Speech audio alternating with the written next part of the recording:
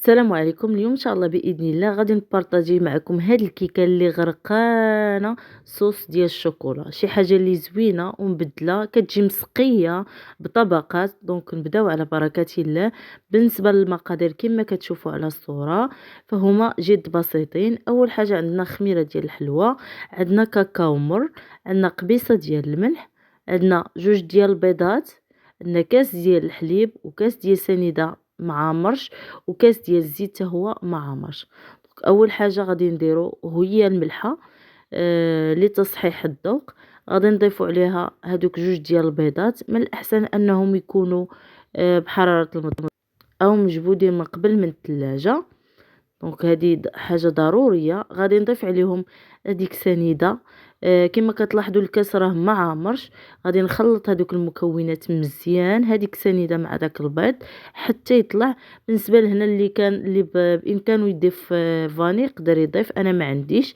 هنا كنضيف شويه ديال الزيت. كما كتلاحظوا الزيت نفس العبار ديال السنيده ما عمرش الكاس. دونك كنضيفه تدريجيا وغادي نخلط مزيان هذوك المكونات كما كتشوفوا على الصوره. وغادي نضيف هذاك الكاس ديال الحليب حتى هو من الاحسن انه يكون مجبود من قبل من الثلاجه. دونك ضروري الحليب والبيض يكون مجبودين من قبل باش هكا طلع معكم واحد الكيكه اللي رائعه. كما كتشوفوا دابا غادي نضيف واحد الكاس. كنحاول انني نعبر معكم بالكاس باش تعرفوا بالضبط العبار ديال هاد الكيكه. كما كتشوفوا راني ضفت كاس كبير ديال الطحين.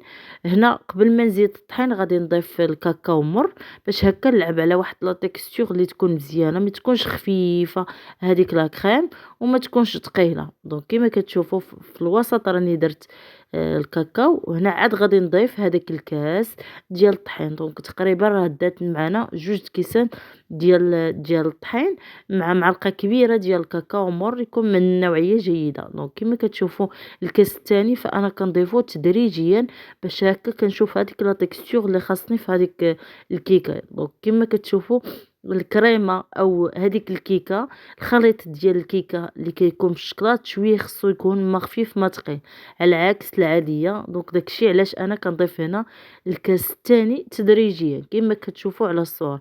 كنحاول انني نضيفو شويه بشويه باش هكا نحصل على داك الخليط اللي بغيت. دونك كما كتشوفوا هذا هو الخليط. كتشوفوا راه ما خفيف ما ثقيل.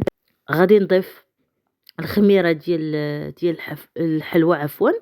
كما كتشوفوا هنايا انا بحكم انني كندير الكيكات بزاف فانا ديما كنعرف العبار ديال الخميره اولا العبار ديال الكيكه. فهنا تقريبا درت واحد العبار ديال الخميره اونص، تقريبا واحد 10 غرام ديال الخميره الحلوه. كما كتشوفوا هنا المول ديجا قاديته درت فيه شويه الزيت وشويه ديال الطحين. غادي نخلط مزيان هذاك الخليط وغادي نضيفه. كما كتشوفوا فانا يدي مرفوعه الفوق. دونك ضروري انكم ترفعوا يديكم ديما يعني في الكيكات. يعني حاولوا انكم ما ديروش تجي الكيكه قريبه. حاولوا انكم ديما يدكم تكون مرفوعه الفوق باش هكا ما تجيش واحد الفقاعات. كما كتشوفوا هنا من بعد ما طابت لينا كتبان لكم ان السمك ديال هذيك الكيكه يعني ما غليتش وخفيف ورقيق. دونك هادشي علاش كنقلب بحكم اننا غادي نديروه طبقات. كما كتشوفوا هنا عندي تقريبا واحد نص كاس ديال الحليب. هنا واحد السر بالنسبه للناس اللي بغاو يديروا ما كانش، يعني ماشي بامكانكم ضروري ديروها. ديما ملي تبغيو تسقيو الكيكه ضيفوا الحليب مع الحليب المركز هذاك نيسلي كيعطي واحد المذاق اللي هائل في الكيكات. دونك كما كتشوفوا راه زدت واحد المعلقه على هذاك نص كاس ديال الحليب. وهنا كنسقي به هذيك الكيكه من بعد ما خرجتها في الفران وخليتها تبرد. دونك كما كتجي عفوا كما كتشوفوا راه خليتها. دابا غادي نضيف او عفوا غادي نوجد الطبقه الثانيه وهي عباره على واحد لا كريم. دونك هنا كيف كتشوفوا جوج كيسان ديال تقريبا جوج كيسان ديال الحليب ديال العنبه. هنا غادي نضيف سنيده تقريبا واحد جوج معالق كبار ديال سنيده. وغادي نضيف عفوا كريم ديال باتيسير معلقه. وغادي نضيف كريم هذا النشا يعني معلقه ديال النشا مع كريم ديال كريم باتيسير. كيعطي واحد الميلونج زوين في هذوك لا كريم. دونك غنخلطو مزيان في البارد ونديروه على البوطه تقريبا واحد 2 دقائق بيد ما نتعقد لينا هذيك لا كريم. كيما كتشوفوا هنا من بعد ما طيبتها كتجي على هاد لا تيكستور، كتبان لكم انها ما خفيفه ما ثقيله. غادي نضيف عليها واحد المربعات ديال الشكلاط كالا. ضروري داك الشكلاط كيعطي مذاق زوين مع ديك لا كريم باتيسير مع داك النشا، دونك كيعطي واحد المذاق اللي زوين.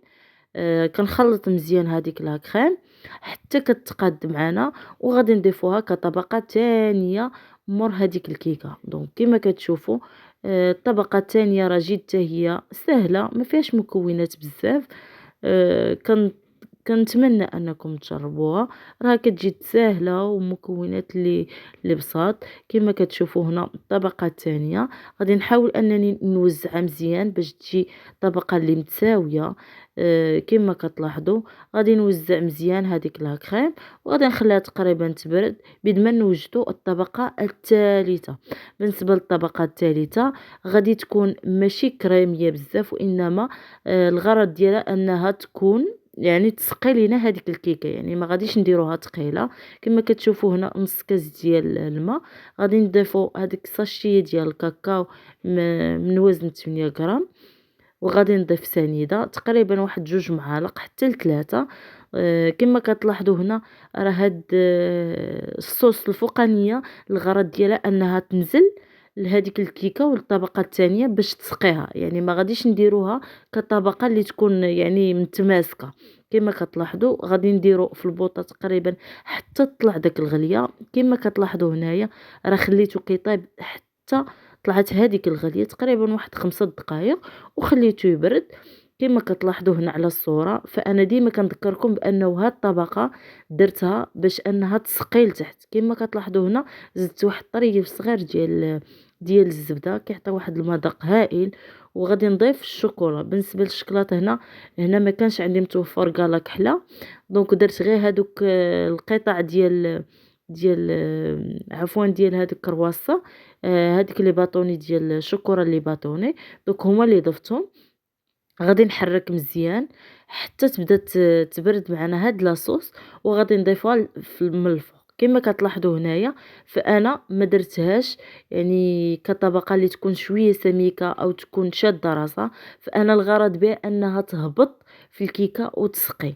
دونك هذا هو الغرض ديال هاد الطبقه. كما كتلاحظوا فانا درت واحد المعلقه باش هكا ما تعطيش واحد الثقوب لهذيك الطبقه الثانيه.